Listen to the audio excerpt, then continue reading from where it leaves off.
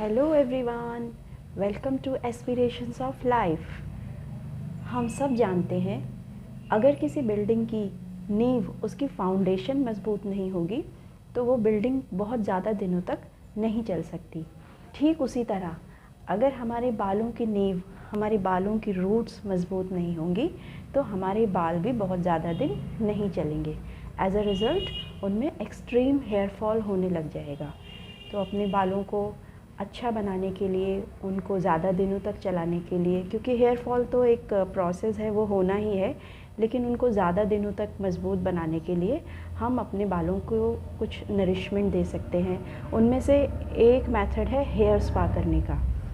तो चलिए जानते हैं हेयर स्पा कैसे किया जाता है, क्यों किया जाता है और हेयर स्पा के क्या क्या तरीके हैं। अब हेयर स्पा सुनते ही सबसे पहली चीज़ तो माइंड में आती है कि it is a time taking process. It takes around 3 to 4 hours. तो कई लोगों का बिजी स्केड्यूल होता है जिसकी वजह से इतना टाइम नहीं दे सकते हैं। फैमिली रिस्पॉन्सिबिलिटीज़ होती हैं, जॉब होती हैं, बच्चे होते हैं, या और भी कोई प्रॉब्लम हो सकती है। और दूसरा, second most important thing is ये कॉस्टली भी बहुत होता है। तो हम अपना बहुत सारा समय भी खर्च करें, पैसे भी खर्च करें, और फिर भी ज़रूरी नहीं है कि हम अच्छा एक रिज़ल्ट पा सकें, क्योंकि हमें नहीं पता कि जहाँ पे हम करवा रहे हैं वो किस तरह के केमिकल्स यूज़ कर रहे हैं, कौन सी चीज़ें यूज़ करके हमारा बालों को स्पा कर रहे हैं। लेकिन इसका एक ऑल्टरनेटिव है। अगर हम अपने घर में अपनी खुद की बनाए हुए इंग्रेडिएंट से अपना स्पा करें तो हम जानेंगे कि हमने क्या यूज़ किया, इसके क्या बेनिफिट्स हैं। और ऑब्वियसली अगर हम अपने लिए नेचुरल प्रोडक्ट्स का यूज़ करेंगे तो हमारी बॉडी में उसके कोई हार्श इफ़ेक्ट्स भी देखने को नहीं मिलेंगे। So let's try together a hair spa at home. आज हम लोग घर पर ही एक हेयर स्पा क्रीम बनाएंगे, बहुत ही सस्ते में, इजीली सबके घर में अवेलेबल है, और उसी से अपना हेयर स्पा ट्रीटमेंट करेंगे। तो चलिए प्रोसीजर को स्टार्ट करते हैं। इसके लिए सिर्फ़ और सिर्फ आपको एक ही इंग्रेडिएंट की ज़रूरत है, एंड आई रियली बिलीव कि ये सबके घर में होगा ही होगा, फॉर श्योर। कोई ऐसा नहीं है कि जिसके घर में ये इंग्रेडिएंट ना हो। हेयर स्पा करने के बहुत सारे फ़ायदे हो सकते हैं।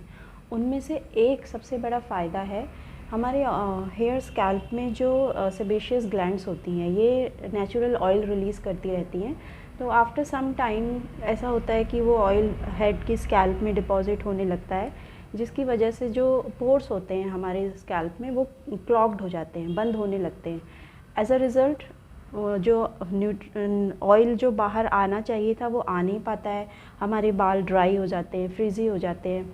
तो स्पा कराने से क्या होता है कि वो पोर्स ओपन हो जाते हैं और फिर से हमारे हेयर को एक न्यूट्रिशन मिलने लगता है, और हेयर हमारे स्मूथ हो जाते हैं, शाइनिंग आ जाती है उनमें, और उनकी फ्रिजीनेस ख़त्म हो जाती है। दूसरा फ़ायदा है, जब हम हेयर स्पा करवाते हैं तो हम बालों को अच्छे से मसाज करते हैं, अपने स्कैल्प की मसाज करते हैं। मसाज करने से ब्लड सर्कुलेशन इंक्रीज़ होता है स्कैल्प का, और हम कई बार डिस्कस कर चुके हैं कि जिस भी बॉडी ऑर्गन का ब्लड सर्कुलेशन इंक्रीज़ हो जाएगा तो ऑब्वियसली वहाँ उसका फंक्शनिंग अच्छा हो जाएगा, उसकी ग्रोथ अच्छी होगी, वो ज़्यादा मजबूत बन जाएगा। तो इससे हमारी हेयर की जो रूट्स हैं उनकी हेल्थ अच्छी होती है, और हमारे हेयर फॉल को लेस करती है ये प्रोसेस।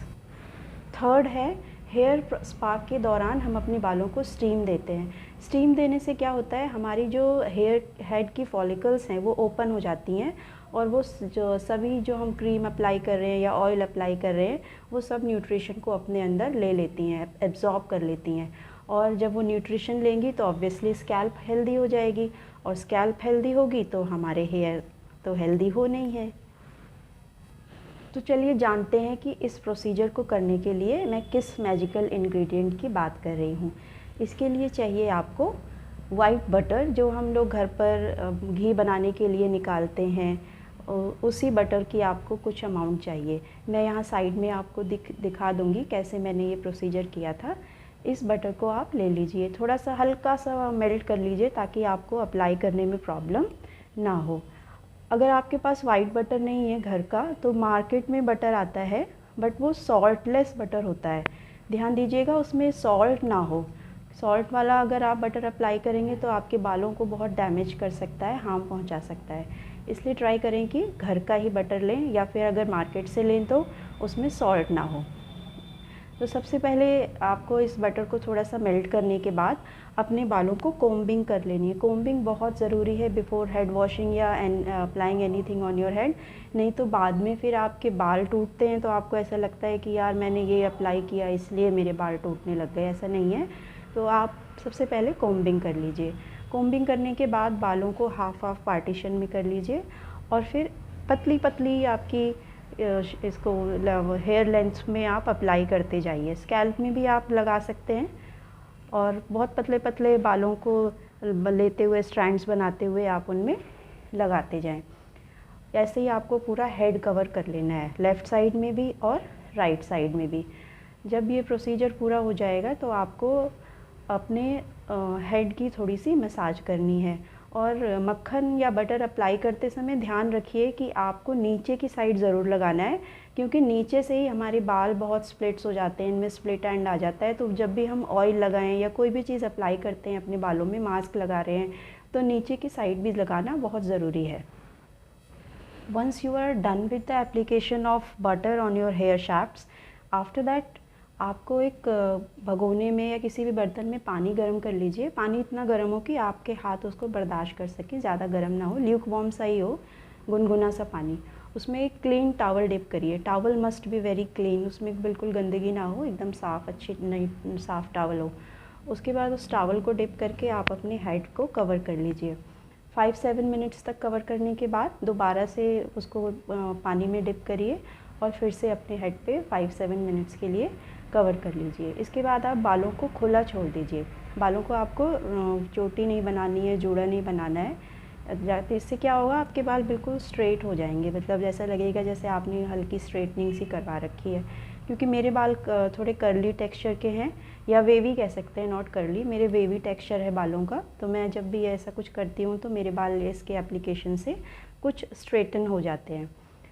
तो उसके बाद फिर आपको अराउंड हाफ एन आवर इसको छोड़ना है, एंड देन नॉर्मल आप जैसा हेड वॉश करते हैं वैसा कर लीजिए। पर ध्यान दीजिएगा कि इसका कुछ भी पार्टिकल्स या कुछ भी अमाउंट आपके हेड पे ना रह जाए, अदरवाइज़ वो वहाँ पे कुछ खुजली सी कर सकता है, या आपको कोई फंगल इन्फेक्शन भी हो सकता है अगर आप हेड को प्रॉपरली क्लीन नहीं करेंगे। तो be very careful that you have to wash your scalp thoroughly, so that वहाँ पे कोई डिपॉजिशन ना रह जाए। And after that I will show you the results कि कितना अच्छा इसका इफ़ेक्ट था मेरे बालों पे। मेरा कैमरा उतना अच्छा जज नहीं कर पाया है क्योंकि इसकी क्वालिटी थोड़ी सी डाउन है। तो आप देखिएगा, मतलब खुद अप्लाई करके देखिएगा, आपको इतने अच्छे इसके रिज़ल्ट्स लगेंगे। और हाथ तो बिल्कुल ऐसे मक्खन की तरह हाथों से, बालों से निकलते रहेंगे, इतना स्मूथ हो जाते हैं बाल। इसको अपने लिए आप ज़रूर यूज़ कीजिए, अपने बालों पे अप्लाई कीजिए। जब भी आपके घर में घी बनाने के लिए मक्खन बनता है तो थोड़ा सा, बहुत ज़्यादा क्वांटिटी नहीं चाहिए, जस्ट 3-4 स्पून इज़ इनफ। उतना आप अपने बालों पे इसको ज़रूर अप्लाई करें। आप इसको मंथ में 1 बार, या आपके बहुत ज़्यादा फ्रिज़ी बाल हैं तो मंथ में 2 बार भी कर सकते हैं। इसको यूज़ करने के बाद वापस आकर मुझे कमेंट सेक्शन में अपने रिज़ल्ट्स ज़रूर बताइएगा।